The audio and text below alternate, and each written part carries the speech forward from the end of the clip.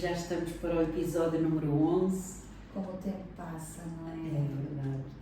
E o tema para este episódio é luto e perdas. É verdade. O amor que permanece. Sim. Até há uma frase muito bonita que é: há uma perda, o amor não se perde, apenas muda de morada, não é? É uma frase que eu também aprecio bastante, a propósito de repensar neste tema. Eu acho que é uma frase bonita para iniciarmos, não é? Essa frase é poderosa e porque na realidade nós transitamos nas nossas aventuras da vida, sejam elas a perda de pessoas, sejam perdas simbólicas, seja de perdas de nós mesmos muitas vezes, perdas de objetos. Sim, sim. Porque crianças, quando perdem um objeto, também têm o seu quê e ficam tristes com isso e às vezes perdura no tempo, se não tem o retorno desse objeto. Acontece muito com animais também. São temas, assim, perdas pode ser muito mais lato, mas luto de pessoas que partem para outros lugares, aí é essa vinculação que deixa de existir. E temos que aprender a lidar com a ausência, seja desde um objeto ou uma pessoa. Quando nós idealizamos estes nossos podcasts, eu lembro-me que nós dissemos que íamos falar muito também sobre nós, não é? Isso mesmo. E ao prepararmos este tema, houve algo que me chamou a atenção, não é? Não sei se também por estar nessa fase de vida, que é a perda da capacidade que o nosso corpo muitas vezes já não responde ou não corresponde como respondia ou correspondia aos nossos pedidos. E isso foi talvez o que me tocou mais, porque eu nunca tinha pensado nisso. Mas esse tema, isso é assim, a perda das nossas capacidades. Não é? E assim, quando começamos a perceber que tudo vira mais lento, ou que estamos a perder força física. Em clínica, eu observo, infelizmente ainda sinto que ainda estou com as funções e competências, mas é assim, mas há momentos em que a gente diz, eu já não tenho a mesma aceleração. E eu percebo isso em pessoas que começam a ter déficits cognitivos e ainda estão conscientes desse processo. E gera muita angústia. Às vezes até a própria força física. Força física, seja já não se corta como uma criança quando está em plena ação. Assim, tem que se aprender a lidar e a integrar essa experiência no nosso dia a dia. Eu achei interessante esse tema, porque tal como esses outros, que às vezes as pessoas nem tomam consciência, mas realmente é uma perda. Também é uma perda. Não é? Também é uma perda. E é uma perda que vamos nos confrontando se ela aumenta ou reduz. Exato. E foi nessa consciência de poder perder funções, competências, porque a gente pode as perder ou por doença, ou por déficits, ou por transportar várias situações que nos condicionam, não é? Sim, as cargas emocionais. E se pensarmos nas doenças do cancro e temos que perder partes do nosso corpo, não é? Sim. Arrancar um dente, perde-se uma parte nossa. É verdade. E temos que colocar algo artificial. Até a própria mudança da cor do cabelo, por exemplo. Isso também assim, é um confronto que vamos levando e que disfarçamos ao longo da vida. Mas que são perdas. São perdas. Quase de identidade. Porque durante anos. É verdade. Eu sou um exemplo de como tive que fazer a minha transição e que tinha um cabelo, supostamente nascido de cabelo claro, mas que foi um claro que escureceu com facilidade. E depois, a partir dos 30 e tal, me dei conta que tinha já muitas brancas, mas também não me identificava ainda de cabelo branco naquela época. Claro. E ao longo do tempo tive que usar cores que eu nem sempre apreciei. E então, como não apreciava tanto as cores, eu usava os cortes para mobilizar essas possibilidades. Mas são também integrações dessa mudança que acontece no nosso corpo, não é? Eu sou um exemplo de gostar de cabelo branco e porque ao querer ser mais natural e assumir a natureza, foi mais fácil. Fiz uma transição, mas a fase loura da minha vida não foi a que mais apreciei. Era uma fase de transição, porque senão assim, manter um cabelo escuro era mais difícil porque o meu cabelo crescia com facilidade. Então, assim, era mais tintas que eu tinha que pôr no cabelo. Isso é um tema da nossa interação e essa consciencialização também me fez. Porque lutos e perdas, claro, parece que nos transporta logo para a perda, para o luto, para pessoas, não é? Mas não só. Não. Portanto, há muitos lutos. Qual foi o luto que mais lhe custou fazer? Ou a perda que mais lhe custou fazer? Que custou reabilitar?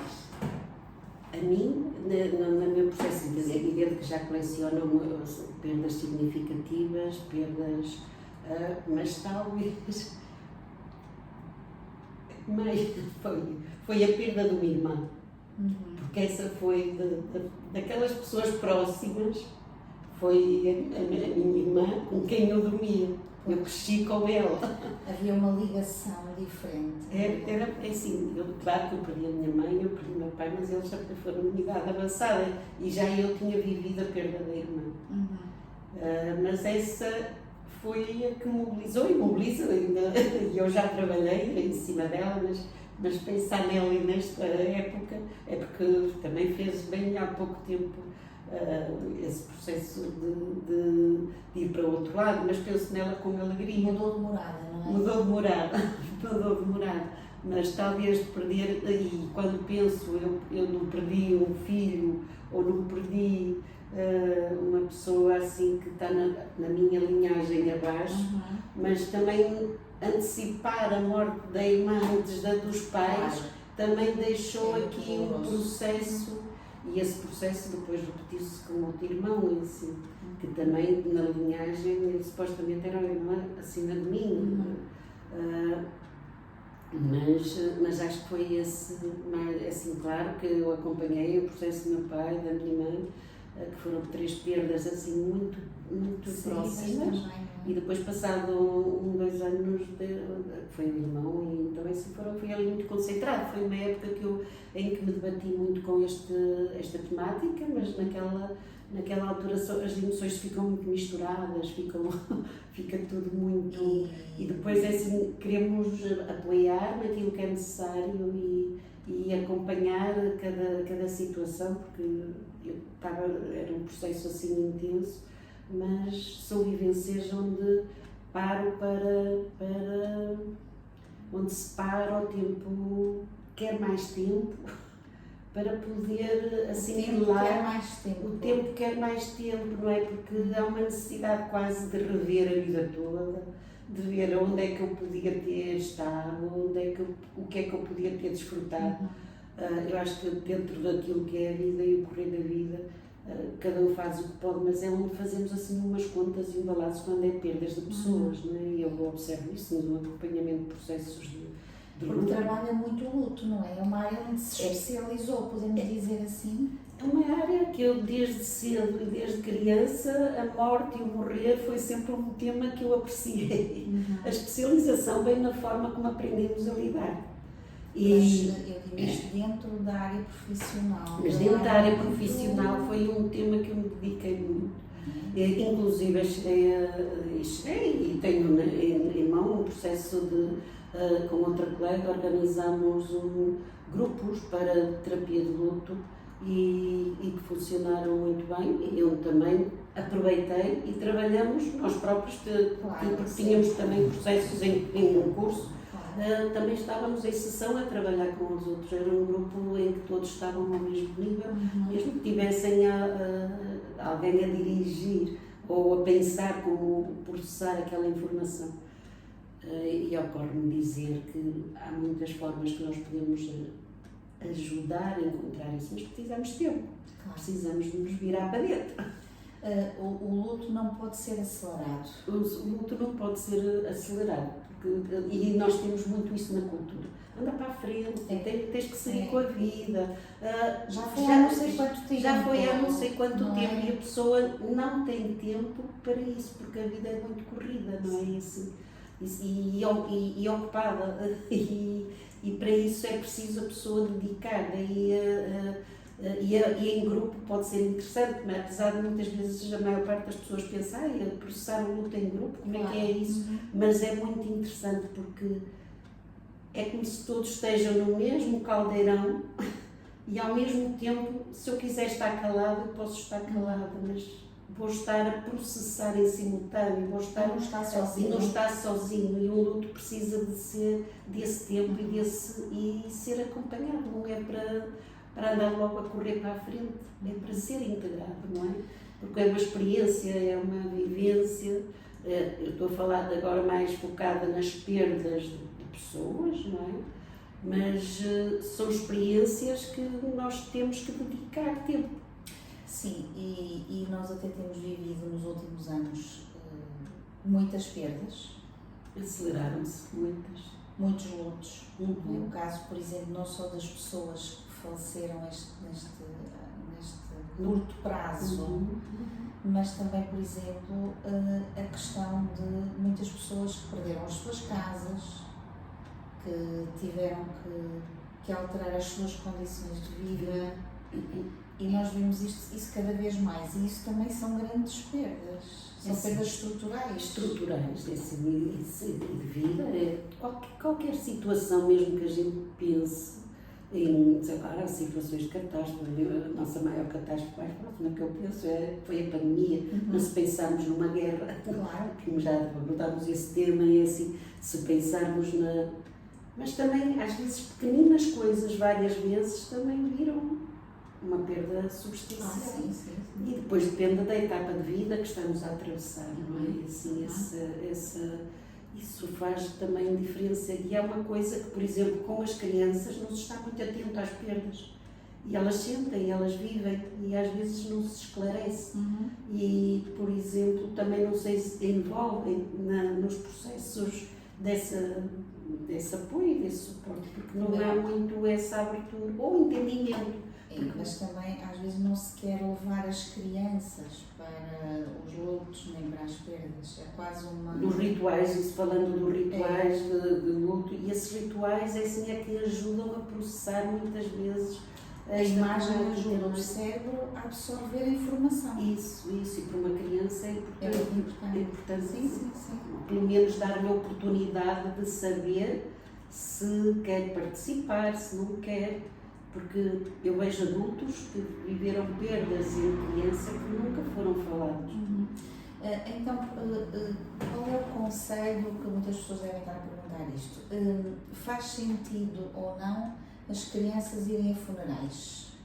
Eu acho que a criança deve saber e dar oportunidade em função da idade que tem. Claro, se for um bebê... Não, claro, sim, mas desde que começam a ter consciência, eu acho que a partir do momento em que a criança já introduz pensamento próprio, de 7 anos, eu acho que nessa altura já tem conceito. Isso é muito importante, essa concretização da informação. A partir dos 7 anos, e que a pessoa percebe, se são pessoas próximas, deve-se dar a oportunidade de saber. Queres participar, não queres participar, não é assim? Mas dar-lhe a saber o que aconteceu, porque para a criança ainda tem o pensamento mágico e às vezes até muitas processam muito fácil, porque sabem que já era, ou se é uma pessoa com idade, por exemplo, se for um avô ou uma avó, sabem se teve doença ou se não teve, mas se foi coisas súbitas, a criança não sabe e ninguém sabe.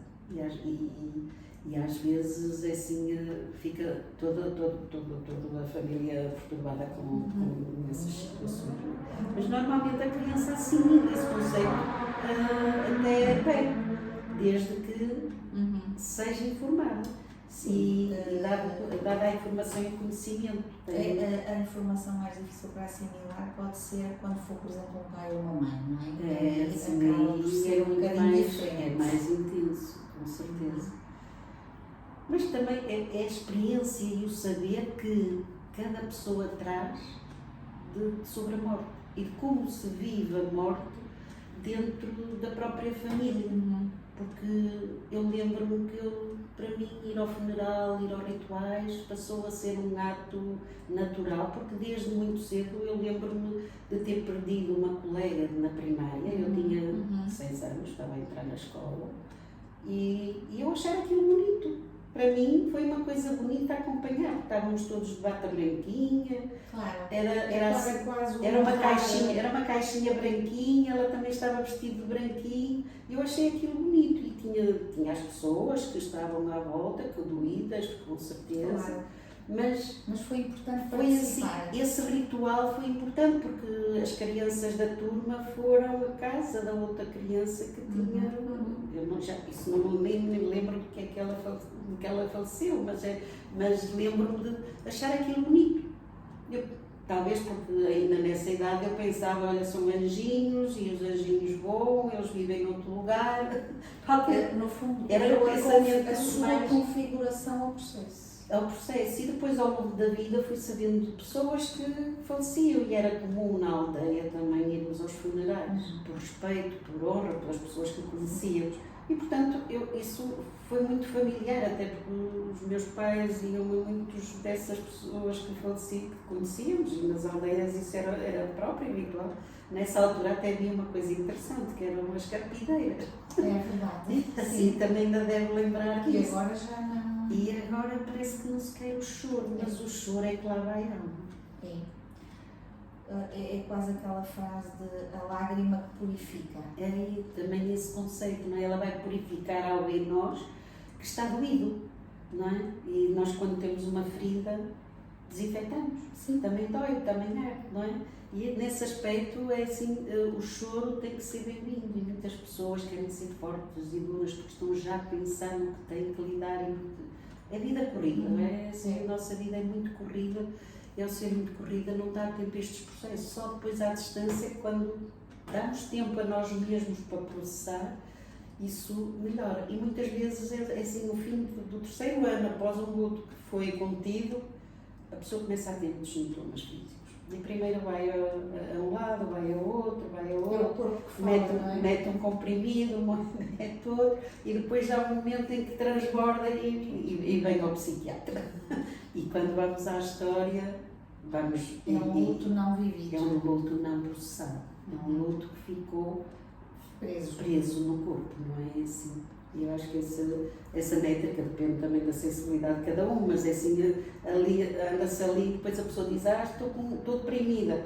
Sim. E a depressão é apenas um luto que precisa de ser processado com terapia, não e propriamente. Também encontro muitas pessoas que não só fazem esse processo que está a descrever, mas também o luto traz muita solidão às vezes.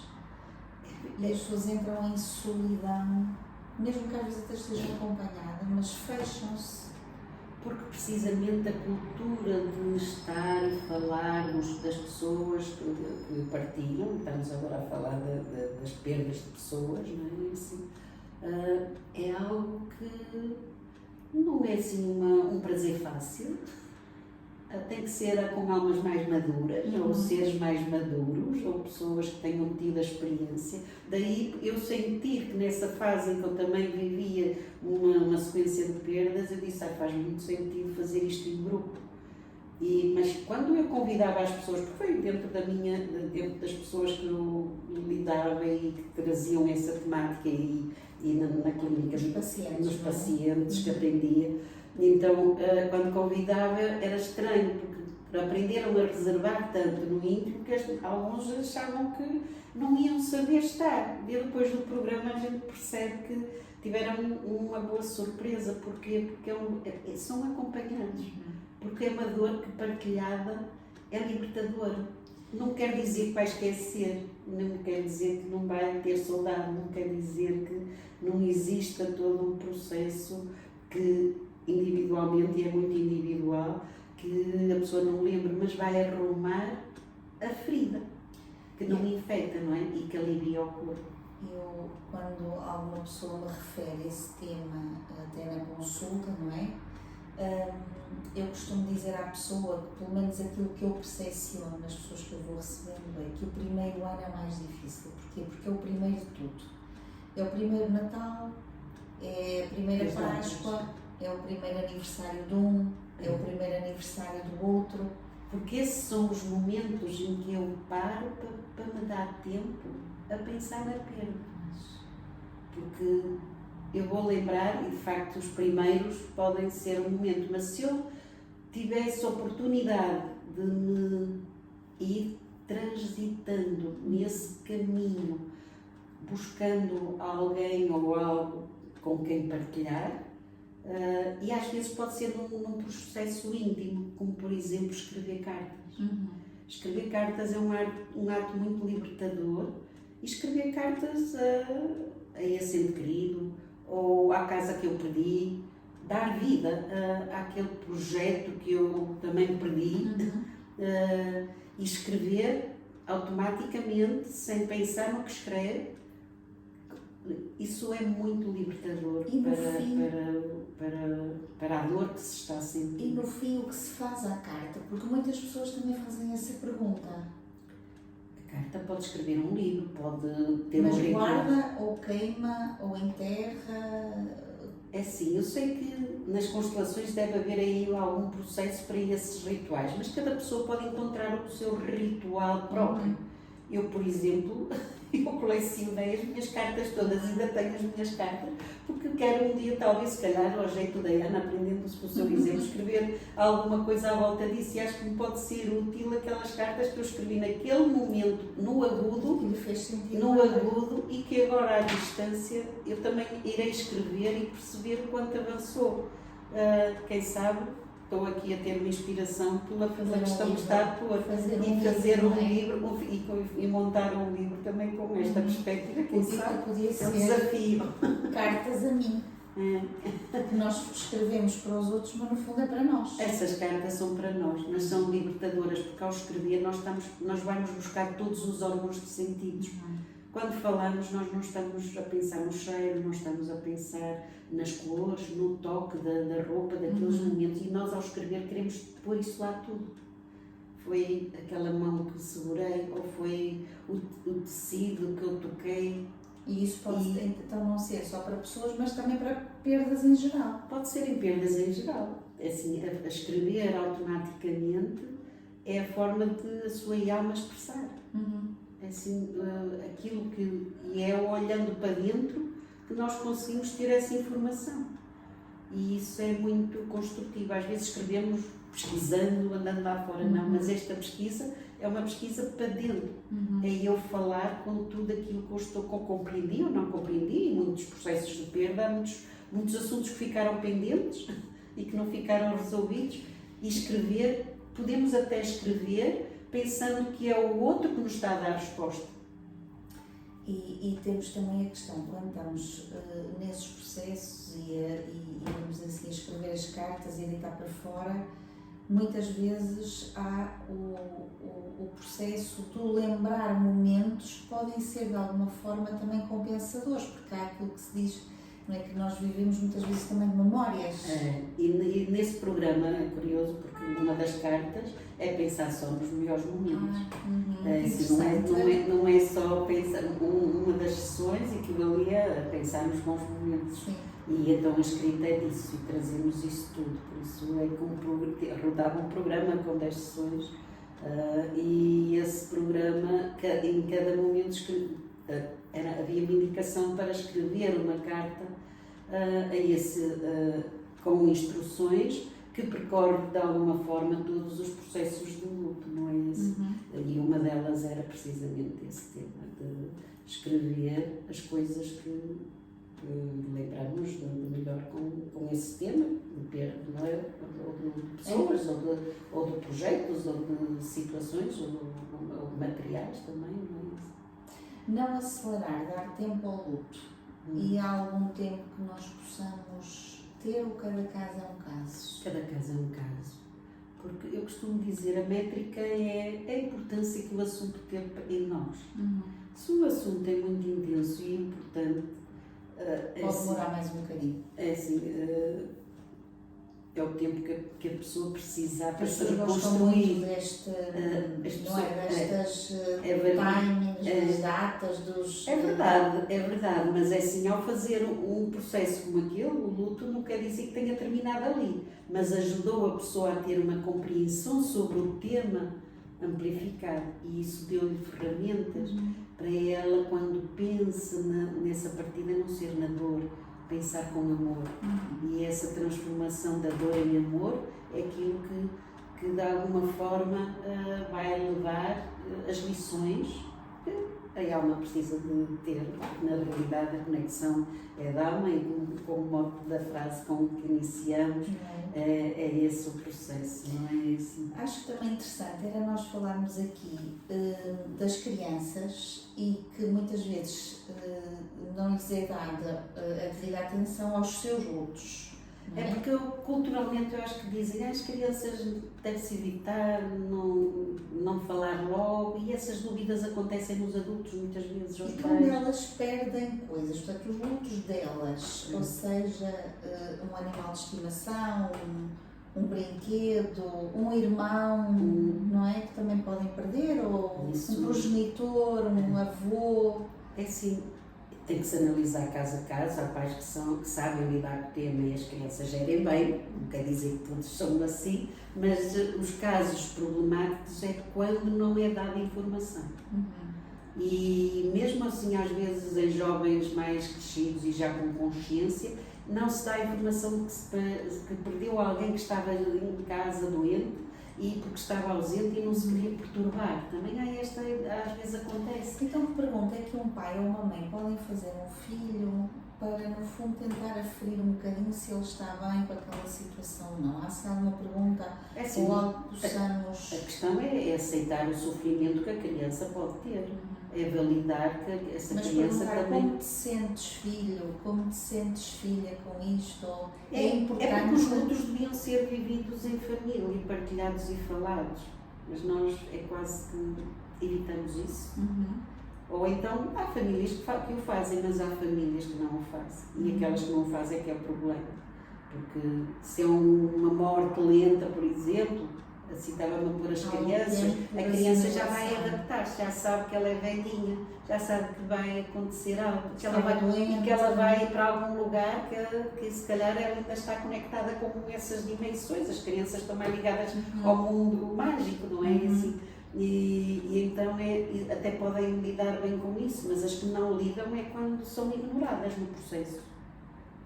E podem ser acumulados. Eu vejo isso em adultos, não é? Que quando vou à procura da lista de perdas de vida, é muito importante percebermos quando é que ela sente verdadeiramente a primeira perda, e que pode ser de um objeto, pode ser de um amigo, pode ser um amigo que foi para outra cidade e era muito próximo, e pode ser a mudança de país. Até porque nós também, como adultos, muitas vezes os amigos ou as amizades até que se perdem também são lutos, não é? Porque às vezes são coisas tão subtis que a pessoa nem toma consciência como luto. É verdade. Acha que é quase tudo natural. Eu, por exemplo, normal. lembro-me, e agora que está a falar isso, lembro-me de uma época, eu estava já aqui na faculdade, mas houve um assunto entre uma amiga, que ela habitou comigo no mesmo quarto, mas ela tinha um assunto com uma irmã minha, a propósito lá de umas casas, ou não sei o que, pronto, cedeu, mas houve ali um quiproquo, e eu fiquei sem essa amiga e não fui tida no processo, porque ela cortou com a minha irmã e o meu irmão automaticamente cortou. Sim. E lembro-me que naquela época afetou-me, não é? Assim, pronto, aceitei, tive que fazer o meu processo. Agora até me transportou para as situações, por exemplo, quando há um divórcio, não é? E muitas vezes isso depois... outros momentos, não é? A perda de uma família unida. Sim, e de amigos comuns. E de familiares que até nos dávamos bem, mas que perdemos a continuidade, não é? Depois parece que deve haver aquela fidelidade ao sangue. Tudo isso faz parte, desenvolve lutos, que podem ser mais ou menos bem estruturados, ou então podem necessitar de apoio e amparo. Mas muitas vezes isso só se nota passado um tempo. Não é? Esta questão do tempo, porque parece que tudo fica mais lento, não é? Assim, quando perdemos algo, ou então em adolescentes podem viver isso de uma forma irritada, não é? Assim, porque é que quem diz tiraste, sair de um lugar ou perdi, não tenho acesso àquilo. É assim, isso é perda. Os jovens revoltam-se, não querem nas transições, é assim, podem ter esse processo de mal-estar, um mal-estar que sim, que fica muito somatizado e alterações muito no comportamento dos jovens, não é? Assim. Nós em Constelação, por exemplo, nós trabalhamos muito isso, que é quando a pessoa imigra ou quando retorna à pátria, também acontece até muito quando retorna à pátria, por exemplo, mãe, pai, avô e avós e os netos estão no estrangeiro, mas um dia decidem voltar para o país natal, não é? E as pessoas o que é que me dizem? Lá era calor, lá era assim, lá fazíamos assim, lá comíamos isto, lá no Natal fazíamos convívio, não é? As pessoas eram mais soltas, eram mais divertidas e o retorno muitas vezes à pátria traz esses lutos antigos, com toda uma experiência que não foi vivida cá ou lá, ou todo esse processo, porque sempre temos que, porque isso é um assunto importante, que nós temos que integrar isso na vida. A perda faz parte da vida. E não é para ser deixada de lado sem ter importância, não é? Ela tem que ser integrada e faz parte do viver. E quando queremos ganhar alguma outra coisa, temos que deixar algo para trás. E aí é quando nós vamos confrontar com essas pequenas ou grandes perdas, não é isso? Aí eu gostaria de falar do adulto, porque o adulto, a vida do adulto é feita de escolhas. É constante. Não é? Constante. E é muito importante, habitualmente, o que é que nós podemos ter tendência ou personalidades de não querer escolher, querer ficar no limbo de entre mundos. Podemos dizer que isso não é maduro. Não é maduro, não. Isso não é maduro. É evidente que enfrentar estas pequenas perdas ajuda-nos a enfrentar a nossa própria morrer. Não é? É assim, são destas aprendizagens, destas lições, aí também põe-nos confrontadas com a nossa morte e a nossa evolução. E daí faça muito sentido para nós que não morremos, mudamos de estado e regeneramos num outro lugar. Eu às vezes pergunto, isto eu, Ana, claro, eu acho que ninguém sabe o que é do outro lado ou o que é que verdadeiramente acontece. Ou é possível saber isso? Eu não sei. Eu às vezes penso assim, mas verdadeiramente quem é que sabe o que é o depois do desencarne? Se é que podemos chamar assim, ou de uma transição. Isso aí leva para um tema que poderemos abordar numa outra coisa, que são as experiências pós-morte, não é? Sim. E tudo aquilo que é relatado por quem esteve noutros mundos e regressou ao mesmo corpo. Porque esteve desligado deste em alguma circunstância. E esses relatos é que eu me inspiro para... Então é baseado nisso. É assim, eu inspiro-me para poder ter esse... E porque também para mim é assim, esse mundo do além é algo que me capta interesse. E como há seres humanos que lembram aquilo que fazem durante o sono e que nos trazem informação desses mundos, e eu acho muito curioso esse saber, e sou assim um bocadinho adicta. Agora lembrou-me o filme do Avatar. É assim, é um pouco por aí, essas coisas eu gosto de dizer assim para um mundo desses. É assim, mas há entre mundos, dizem que o que há cá em baixo também há lá em cima. E então é assim, mas isso, porque aí podemos falar o impacto das pessoas que têm fé ao lidar com as perdas, e as pessoas que levam maior estado de aceitação, e aquelas pessoas que não têm então vinculação a esta dimensão, ou porque ainda não evoluíram para esse momento momento, mas é fácil muitas vezes à perda que a pessoa desperta para este mundo e cresce neste mundo. E é assim, há saberes antigos que nos ensinam a lidar com isto.